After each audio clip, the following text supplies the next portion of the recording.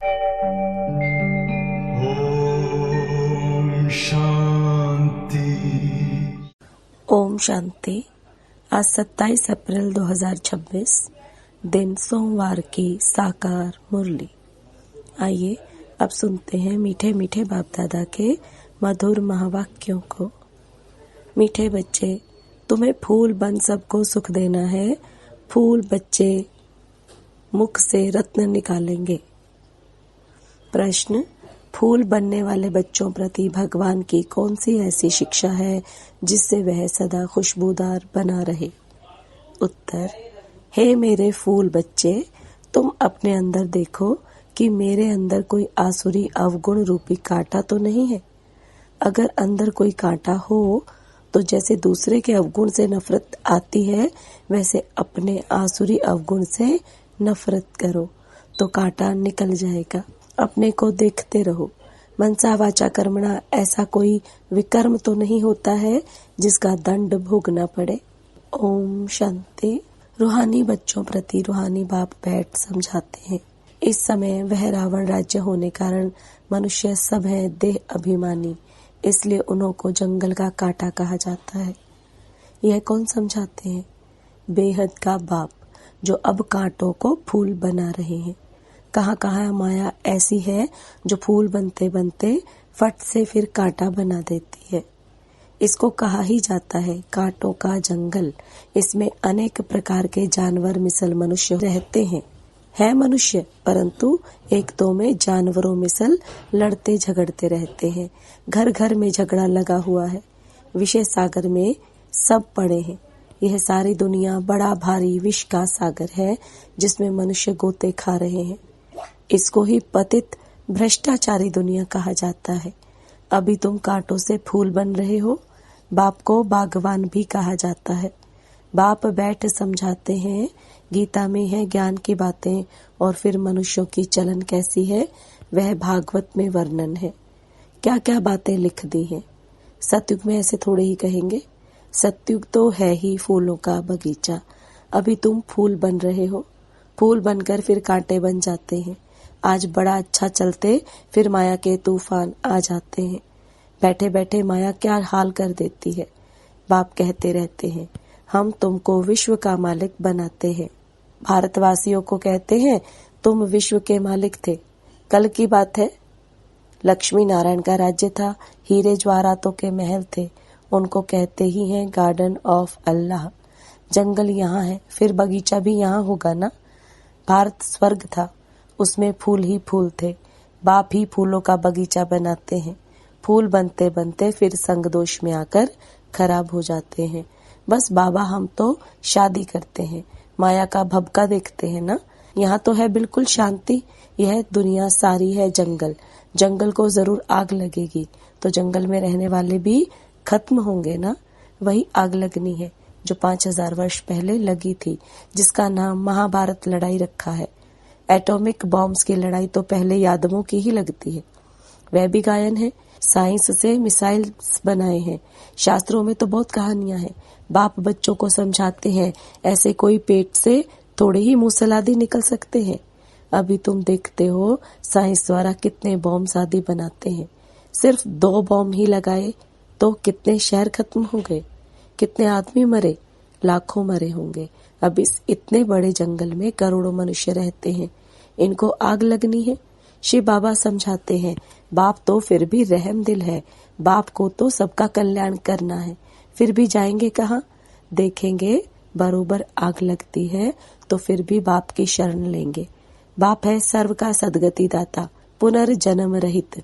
उनको फिर सर्वव्यापी कह देते। अभी तुम हो संगम युगी। तुम्हारी बुद्धि में सारा ज्ञान है। मित्र संबंधियों आदि के साथ भी तोड़ निभाना है। उनमें है आसुरी गुण, तुम्हारे में है दैवी गुण। तुम्हारा काम है औरों को भी यही सिखलाना। मंत्र देते रहो। प्रदर्शनी द्वारा तुम कितना समझाते हो। भारतवासियों के 84 जन्म पूरे हुए हैं। अब बाप आए हैं मनुष्य से देवता बनाने, अर्थात नरकवासी मनुष्यों को स्वर्गवासी बनाते हैं। देवता स्वर्ग में रहते हैं। अभी अपने को आसुरी गुणों से नफरत आती है। अपने को देखा जाता है, हम दैवी गुणों वाले बने हैं। हमारे में कोई अवगुण तो नहीं है। मनसा वाचा कर्मणा, हमने कोई ऐसा कर्म तो नहीं किया जो आसुरी काम हो। हम कांटों को फूल बनाने का धंधा करते हैं व नहीं। बाबा है बागवान और तुम ब्रह्मा कुमार कुमारियां हो माली। किस्म किस्म के माली भी होते हैं। कोई तो अनाड़ी है जो किसी को आप समान नहीं बना सकते। प्रदर्शनी में बागवान तो नहीं जाएंगे, माली जाएंगे। यह माली भी शिव बाबा के साथ है, इसलिए यह भी नहीं जा सकता। तुम माली जाते हो सर्विस करने के लिए, अच्छे अच्छे मालियों को ही बुलाते हैं। बाबा भी कहते हैं अनाड़ियों को ना बुलाओ। बाबा नाम नहीं बतलाते हैं। 3rd क्लास माली भी है ना। बागवान प्यार उनको करेंगे जो अच्छे अच्छे फूल बनाकर दिखाएंगे। उस पर बागवान खुश भी होगा। मुख से सदैव रत्न ही निकालते रहते हैं। कोई रत्न के बदले पत्थर निकालेंगे तो बाबा क्या कहेंगे? शिव पर अग के फूल भी चढ़ाते हैं ना, तो कोई ऐसे भी चढ़ते हैं ना। चलन तो देखो कैसी है, कांटे भी चढ़ते हैं, चढ़कर फिर जंगल में चले जाते हैं। सतो प्रधान बनने बदले और ही तमो प्रधान बनते जाते हैं। उनकी फिर क्या गति होती है? बाप कहते हैं मैं एक तो निष्कामी हूँ और दूसरा पर उपकारी हूँ। पर उपकार करता हूँ भारतवासियों पर जो हमारी ग्लानि करते हैं। बाप कहते हैं मैं इस समय ही आकर स्वर्ग की स्थापना करता हूँ। किसी को कहो स्वर्ग चलो तो कहते स्वर्ग में तो हम यहाँ है ना। अरे स्वर्ग होता है सतयुग में, कलयुग में फिर स्वर्ग कहाँ से आया? कलयुग को कहा ही जाता है नरक। पुरानी तमो प्रधान दुनिया है। मनुष्यों को पता ही नहीं कि स्वर्ग कहाँ होता है। स्वर्ग आसमान में समझते हैं। देलवाड़ा मंदिर में भी स्वर्ग ऊपर में दिखाया है। नीचे तपस्या कर रहे हैं तो मनुष्य भी इसलिए कह देते फलाना स्वर्ग पधारा। स्वर्ग कहाँ है? सबके लिए कह देते स्वर्गवासी हुआ। यह है ही विषय सागर। क्षीर सागर विष्णुपुरी को कहा जाता है। उन्होंने फिर पूजा के लिए एक बड़ा तालाब बनाया है, उसमें विष्णु को बिठाया है। अभी तुम बच्चे स्वर्ग में जाने की तैयारी कर रहे हो, जहाँ दूध की नदियां होंगी। अभी तुम बच्चे फूल बनते जाओ। ऐसी कोई चलन कभी नहीं चलनी है जो कोई कहे यह तो कांटा है। हमेशा फूल बनने के लिए पुरुषार्थ करते रहो। माया कांटा बना देती है, इसलिए अपनी बहुत बहुत संभाल करनी है। बाप कहते हैं ग्रस्त व्यवहार में रहते कमल फूल समान पवित्र बनना है।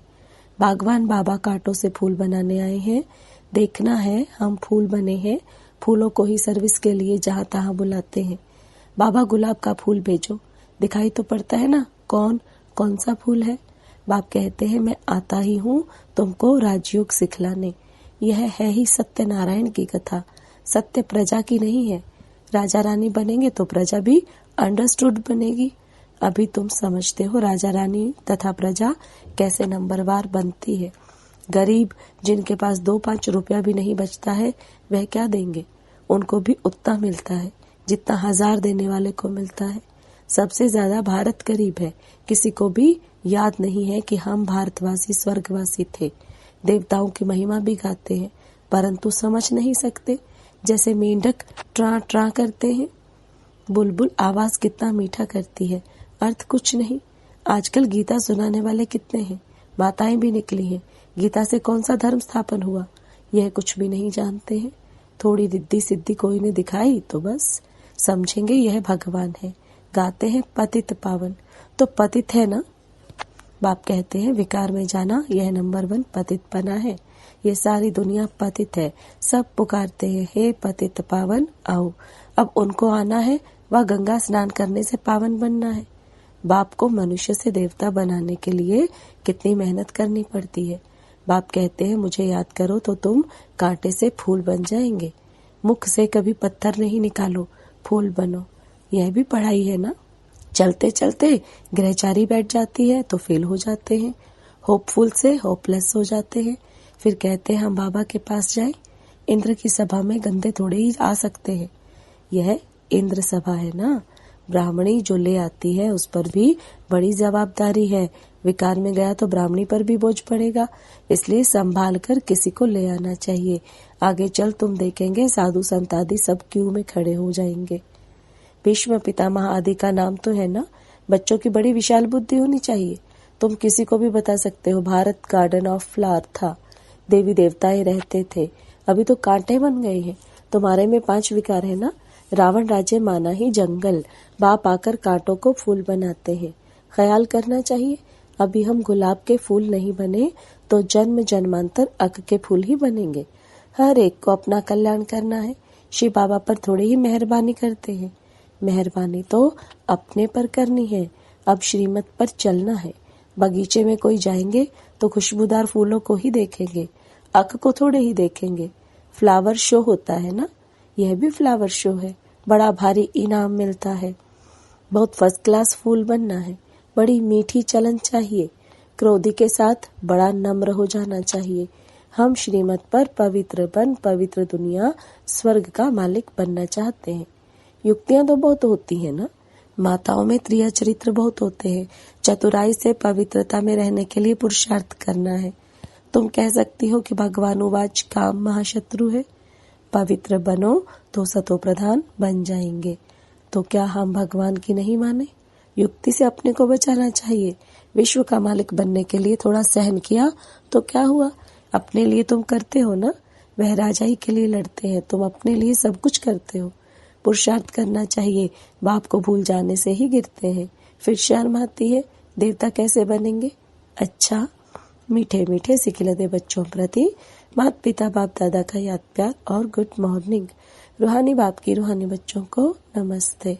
रूहानी बच्चों की रूहानी बाप दादा को याद प्यार, गुड मॉर्निंग और नमस्ते। धारणा के लिए मुख्य सार। माया की ग्रहचारी से बचने के लिए मुख से सदैव ज्ञान रत्न निकालने हैं। संग दोष से अभी संभाल करनी है। खुशबूदार फूल बनने के लिए अवगुणों को निकालते जाना है। श्रीमत पर बहुत बहुत नम्र बनना है। काम महाशत्रु से कभी भी हार नहीं खानी है। युक्ति से स्वयं को बचाना है। वरदान, शक्तियों को करामत के बजाय कर्तव्य समझकर प्रयोग करने वाले पूजन व गायन योग्य भव। शक्तियों को करामत के बजाय कर्तव्य समझकर प्रयोग करने वाले पूजन व गायन योग्य भव। अब आप दादा के वरदान को विस्तार में समझेंगे।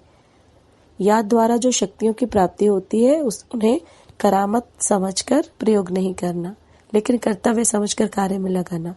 उन मनुष्यों के पास रिद्धि सिद्धि की करामत होती है, लेकिन आपके पास है श्रीमत। श्रीमत से शक्तियां जरूर आती हैं, इसलिए संकल्प से कर्तव्य सिद्ध होते हैं।